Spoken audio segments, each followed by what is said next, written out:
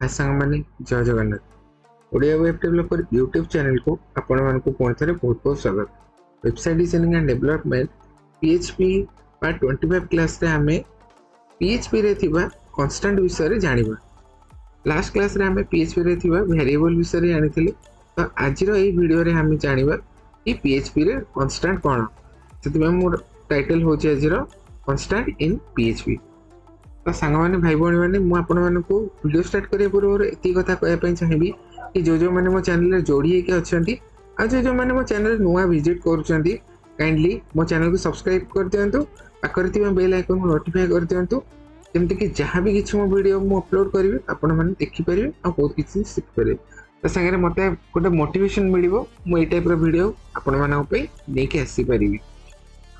Subscribe करिवा संगे संगे आपनकर फ्रेंड्स रिलेटिव मानकु मो चैनल विषय जणे देबे, शेयर कर देबे, जेमति कि सेमाने भी फ्री रे वेबसाइट डिजाइनिंग डेवलपमेंट सिखि परिबे, जहा कि मार्केट प्राइस यार रहुची 10 रु 5 रु 10,000 भीतर रहउतबो।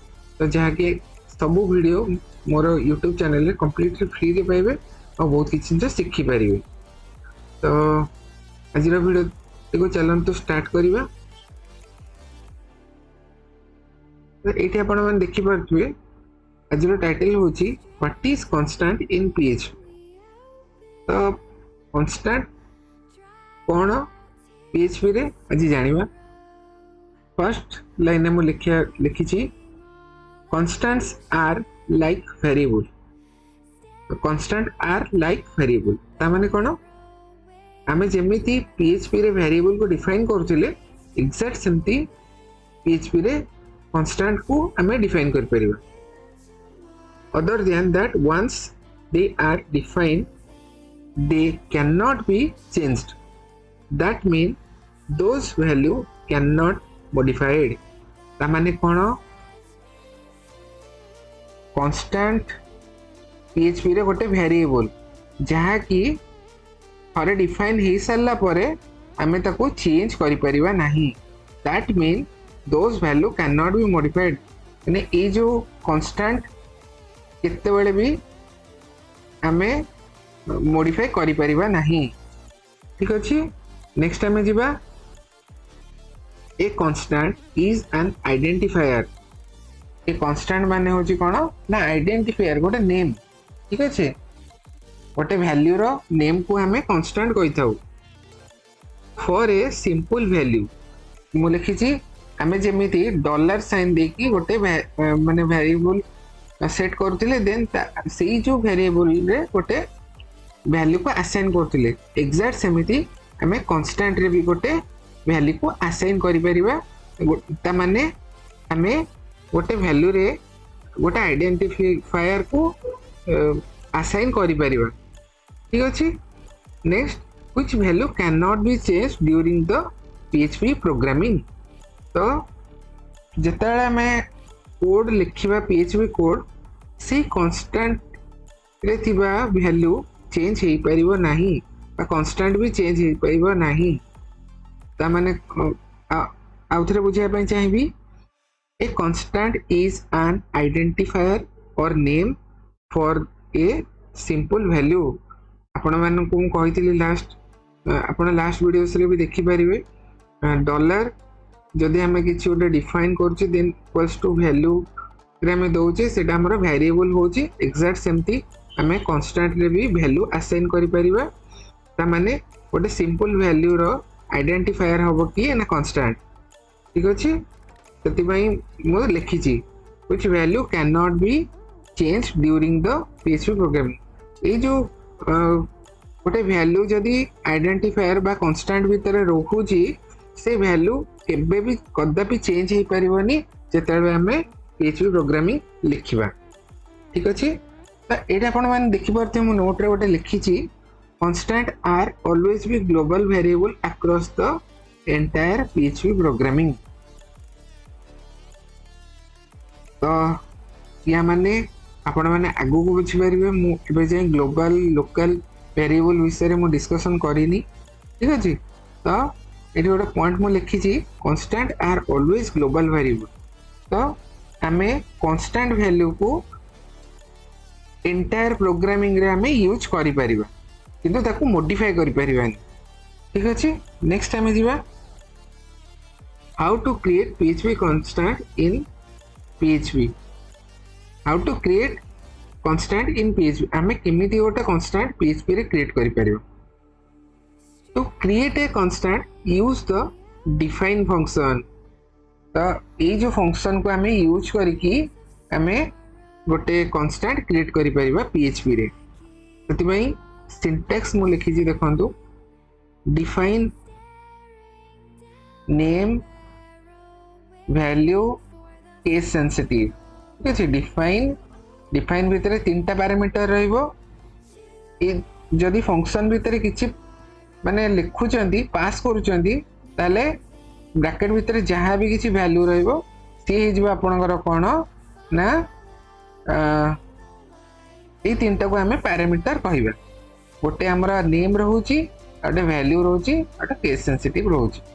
तो ए सब जो माने जानि चंदी PHP पर पढ़ी चंदी जानि चंदी तो से माने बुझी परिबे। आ जो माने जानि नाहंती से माने को धीरे धीरे मु आगु कहबी पैरामीटर कोन ब्रैकेट भितर केमिति हमें पैरामीटर को पास करिया ओटा फंक्शन भितर ए डिटेल वीडियो मु आगु को नै के आसी। ठीक अछि, तो हमें ओटा डिफाइन फंक्शन भितर नेम वैल्यू और केस सेंसिटिव ए तीनटा पैरामीटर को हमें पास करि परिबा।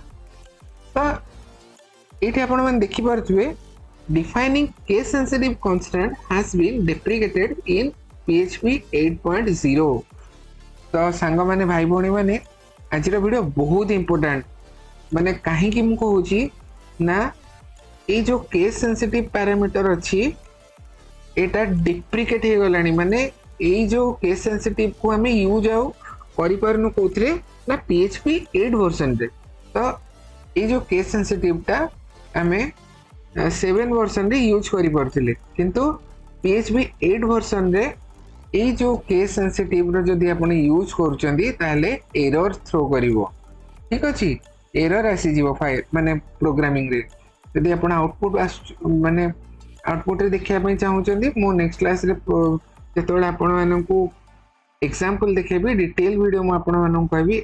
एबे मो थ्योरी रे आपण मानन कहूची तो ये जो केस सेंसिटिव पैरामीटर डिप्रिकेट हे छि माने आ एटा यूज होनी PHP वर्जन 0.8 पर। ठीक अछि, नेक्स्ट हमें जिबा तो सेति भाई एबे कोन है जी ना नुवा सिंटैक्स रे डिफाइन ब्रैकेट रे दीटा पैरामीटर जाउची। ठीक अछि, नेम आ वैल्यू। तो ए जो पैरामीटर कोन ना name specify the name of the constant. हमें कोन कांस्टेंट यूज करि परिबा से विषय रे हमें एठी लिखि परिबा। ठीक अछि, सेकेंड रे value specify the value of the constant. जेमिति हमें डॉलर नम इक्वल्स टू हमें किसी गोटे नंबर दौले ना डॉलर स्टेटमेंट str करके जदि हमें दौले किसी गोटे स्ट्रिंग वैल्यू दौले तो एग्जैक्ट सेमती हमें डिफाइन फंक्शन भितर स्पेसिफाई करि परिबा फंक्शन तार वैल्यू। ठीक अछि, नेक्स्ट मु लिखिछि specify whether the constant name should be case sensitive default is false. तो जदि आम केस सेंसिटिव को यूज करूचे ताले यार डिफॉल्ट वैल्यू होता है कौन ना फॉल्स गोटे बुलियन वैल्यू थाए जोटा कि फॉल्स जहाँ कि एबे डिप्रिकेट हो जाए मुझे ब्रैकेट रे क्लियर लिखि देछि। तो ये वीडियो बहुत इंपोर्टेंट आपण मैंने कोठी भी पाइबेनी आम बहुत रिसर्च करके ये सब जिनस पाई। तो से आज वीडियो मु इवनिंग रे नहीं आसुची। तो ये सब जिनस को आपन को रिसर्च करने पड़ो कोटा डिप्रिकेट हो कोटा यूज करने पड़ो तो इंस्टेड ऑफ कौन आम यूज करुचे तो सब जिनस जानापी पड़ो। तो से आजिकार वीडियो बहुत इंपोर्टेंट। तो से मु वीडियो टी लेट रे नहीं आसली बहुत रिसर्च करने पड़ा सकाଳେ मते। ठीक अच्छे मु लोट रे भी आपन देखि पाते defining case sensitive constant has been deprecated in PHP 8.0। तो बहुत इंपोर्टेंट वीडियो आपण मैंने कोठी भी वीडियो पाइबेनी only Odia web developer YouTube channel पाइबे। तो काइंडली वीडियो को कंटिन्यू देखंतु। नेक्स्ट आम जीवा एठी आपण मानकु मु देखै देछि कांस्टेंट रा एग्जांपल। तो आपण को जो मु कहउतली डिफाइन फंक्शन लिखिया पई पड़े। डिफाइन भितरे आमे जदी नंबर लिखिया पई चाहिबा त डबल कोटेशन भितर नंबर देन 50 आपण जहा वैल्यू देबे देन इको नम माने आमे जो जहा डिफाइन करूचे तार आउटपुट। ठीक अछि सेमती ये होचे आपणकर न्यूमेरिक वैल्यू। जदि आपण स्ट्रिंग वैल्यू पास करिया पई चाहउचंदी देन एठी आपण माने देखि परथुबे define greetings welcome to Odia web developer YouTube channel मो लिखिछि इको डिफाइन रो जो आपण डिफाइन जहा करिया पई चाहउचंदी। ठीक अछि तो डिफाइन को इको रे डिस्प्ले करई परिबे। एठी आपण माने देखि परथुबे डिफाइन ने कोन निया जाउछि specify the name of the constant. तो एटा होछि कांस्टेंट। ठीक अछि तो वंस थरे यूज हे साला पर कांस्टेंट आपण माने आ कोथि यूज करि परिबेन। जदि आपण माने Node.js JavaScript रो वर्जन 6 देखि जोंदी से केस रे आपण मानकर कांस्टेंट वैल्यू रहउछि। तो आपण माने जदि पढिथिबे देन आपण माने जानिथिबे। होप आपण मानकु आज रो वीडियो बहुत इन्फॉर्मेटिव लागिथिबो। जदि वीडियो टी इन्फॉर्मेटिव लागिछि देन वीडियो रे गोटे लाइक देबे। आपनकर मतामत शेयर करिवे। मु जानिया पई चाहिबी कि वीडियो केमिति लागिला आ केमिति डेवलप होबा दरकार। काहेकि ना चैनल रे वीडियो देखुचंदी चैनल मोरो अनसब्सक्राइब करूचंती तो ठीक अछि किछि प्रॉब्लम नाही। बहुत कष्ट लागुची तो सेतरे किछि भी प्रॉब्लम नाही। काइंडली जो जो माने मो चैनल अछंदी दया करी चैनल को अनसब्सक्राइब करंतुनी। सब्सक्राइब न करंतु बचे अनसब्सक्राइब करंतुनी काहेकि ना मतो YouTube तरफ गोटे बैड इंप्रेशन मो आछि। ठीक अछि तो जो मैंने चाहूँ चैनल को सब्सक्राइब करने कर देबे शेयर करने चैनल शेयर कर देबे वीडियो रे लाइक दे देबे मतामत जणेबे। आज वीडियो टी मु एट एंड करछि। आमे नेक्स्ट क्लास रे ई वीडियो रो प्रैक्टिकल देखिबा। आज वीडियो टी मु एट एंड करछि। नेक्स्ट क्लास रे देखा हेबा। Thank you so much. Thank you for watching. Have a nice day. जय जगन्नाथ।